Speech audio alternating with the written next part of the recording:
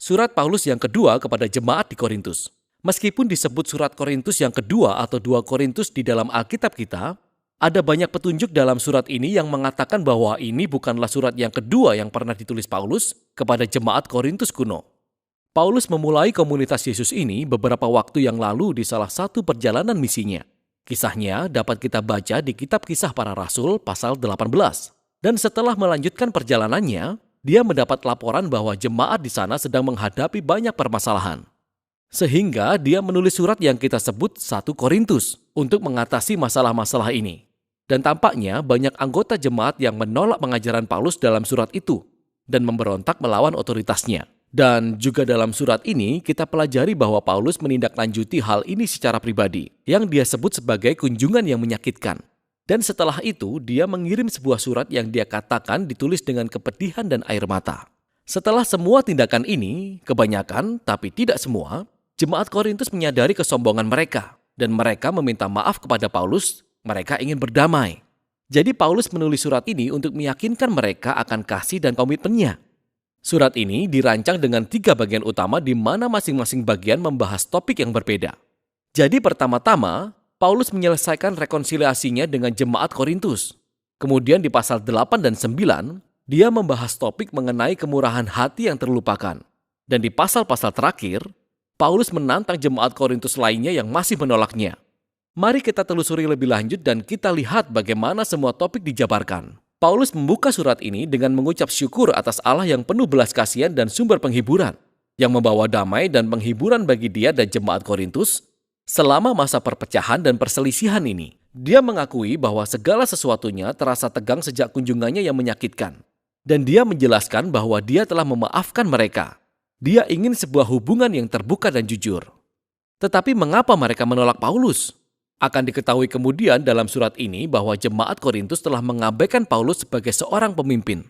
Dia miskin, memperoleh penghasilan sangat kecil dari kerja kasar. Dia mengalami penganiayaan dan penderitaan yang tanpa henti. Seringkali dia tidak memiliki rumah dan di atas semuanya itu, dia tidak pandai bicara di depan umum. Sehingga ketika jemaat Korintus diperkenalkan kepada pemimpin Kristen lainnya yang lebih mengagumkan dan lebih kaya, mereka mulai kurang menganggap Paulus. Mereka sebenarnya malu terhadap dia. Pertama-tama, Paulus meresponinya dengan menunjukkan bahwa penyanjungan mereka terhadap para pemimpin ini hanya karena kekayaan dan kefasihan mereka, merupakan sebuah pengkhianatan terhadap Yesus. Hal itu menunjukkan sistem nilai yang benar-benar rusak.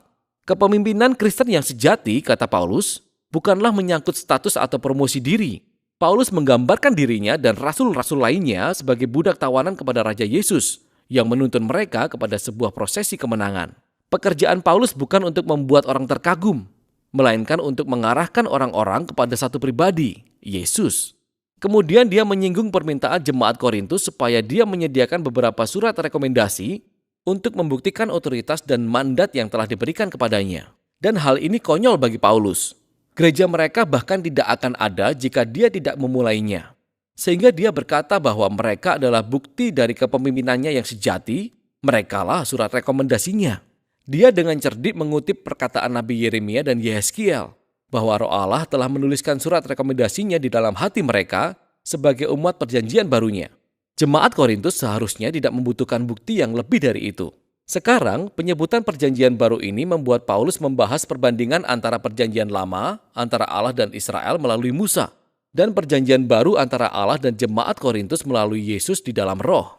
Perjanjian lama yang diadakan di Gunung Sinai sungguh mulia sehingga membuat Musa sendiri bersinar dengan kemuliaan Allah. Namun kemuliaan itu akhirnya pudar. Belum lagi fakta bahwa hukum perjanjian itu tidak efektif untuk mengubah bangsa Israel. Tetapi perjanjian yang baru bedanya adalah bahkan lebih mulia lagi.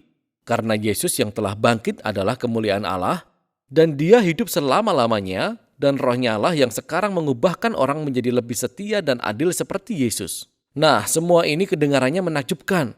Maksud saya, siapa yang tidak mau berada dalam kemuliaan Tuhan? Tetapi Paulus melanjutkan dengan menunjukkan bagaimana paradoks salib memutarbalikkan pandangan jemaat Korintus tentang kemuliaan dan kesuksesan.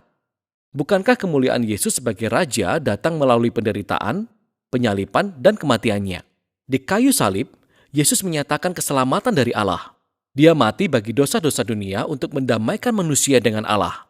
Tetapi salib mengerjakan yang lebih lagi. Salib mengungkapkan karakter Allah. Dia adalah kasih yang menderita dengan memberi diri sepenuhnya demi kesejahteraan orang lain. Salib juga mengungkapkan cara hidup salib yang baru. Dan tujuan Paulus adalah hidup dan pelayanannya meniru salib. Sehingga meskipun karir kerasulannya telah ditandai dengan kerendahan hati, menderita kemiskinan, semuanya itu hanyalah untuk melayani jemaat Korintus. Jadi ketika mereka mencela kemiskinan dan penderitaan Paulus, mereka juga mencela Yesus. Cara hidup dan kepemimpinan Paulus sebenarnya merupakan bukti bahwa dia sejatinya mewakili Yesus yang disalibkan dan telah bangkit. Paulus sangat ingin berdamai dengan jemaat Korintus, namun dia tidak akan berhenti menasihati sampai mereka benar-benar diubahkan dan menghayati paradoks salib yang membalikkan keadaan. Setelah seruan yang penuh perasaan ini, Paulus melanjutkan dengan menjelaskan topik kemurahan hati yang terlupakan. Jadi orang Kristen Yahudi yang ada di Yerusalem, mereka jatuh miskin oleh karena bencana kelaparan. Dan Paulus menggalang dana di antara gereja-gereja baru yang dimulainya, yang pengikutnya kebanyakan orang non-Yahudi. Mereka semua ingin mengirimkan dana bantuan sebagai simbol kesatuan mereka di dalam Yesus Sang Mesias. Dan begitu banyak gereja yang senang untuk memberi, tetapi jemaat Korintus di tengah-tengah semua konflik dengan Paulus ini belum pernah mengumpulkan pemberian. Bagi Paulus, ini bukan hanya tentang uang. Ini menjadi pertanda lainnya bahwa jemaat Korintus belum diubahkan oleh Injil tentang Yesus. Yakni inti pemberitaannya adalah kisah tentang kemurahan hati. Paulus berkata, "Karena kamu telah mengenal kasih karunia Tuhan kita Yesus Kristus, bahwa Ia yang oleh karena kamu menjadi miskin sekalipun Ia kaya, supaya kamu menjadi kaya oleh karena kemiskinannya." Dia menceritakan kisah Injil melalui metafora keuangan. Yesus menyerahkan kemuliaannya atau kekayaannya dan merendahkan dirinya sendiri untuk mati seperti budak yang malang. Sehingga orang lain yang miskin karena dosa dan kematian dapat dimuliakan dan menjadi kaya melalui kekayaan kemurahan Allah. Menjadi seorang Kristen adalah mengizinkan kisah ini meresap jauh ke dalam pikiran dan hati kita. Mengizinkannya mengubah kita menjadi seseorang yang lebih murah hati, lebih bersedia untuk berbagi hidup dan sumber daya untuk menolong orang lain. Di bagian akhir surat, Paulus berfokus pada sumber utama konfliknya dengan jemaat Korintus. Kelompok pemimpin hebat itu yang dengan sarkastik dia sebut para rasul super. Jadi mereka datang ke Korintus mempromosikan diri mereka sendiri dan berbicara buruk tentang Paulus sebagai pemimpin malang yang tidak berhasil. Dan dengan resiko terdengar seperti promosi diri, Paulus berkata, "Apakah orang-orang ini benar-benar ingin membandingkan mandat?" Dia sepenuhnya siap menghadapi mereka. Apakah mereka ahli Alkitab Yahudi? Ya, Paulus pun demikian. Asal kamu tahu, dia adalah orang Farisi. Dia telah menghafal seluruh isi Alkitab. Mereka ingin menyombongkan diri tentang pengetahuan superior mereka mengenai Yesus. Paulus benar-benar telah melihat dan bergaul dengan Yesus yang telah bangkit. Dia benar-benar mendapat penglihatan tentang ruang tahta surgawi Yesus. Namun yang terpenting, Paulus telah memberikan seluruh hidupnya bagi misi Yesus. Dia mengorbankan kenyamanan dan stabilitasnya dan tidak pernah meminta uang dari jemaat Korintus. Tidak seperti para rasul super yang minta bayaran mahal. Paulus bekerja untuk penghidupannya sendiri. Tetapi Paulus berkata, dia menolak untuk membanggakan pencapaian-pencapaian ini karena semua ini bukanlah hal yang sangat penting sebagai orang Kristen. Sebaliknya, dia akan membanggakan betapa cacatnya dan lemahnya dia. Karena di dalam kelemahan inilah dia menemukan kasih dan belas kasihan Yesus. Atau seperti yang pernah dikatakan Yesus kepada Paulus, "Cukuplah kasih karuniaku bagimu, sebab justru dalam kelemahanlah kuasaku menjadi sempurna."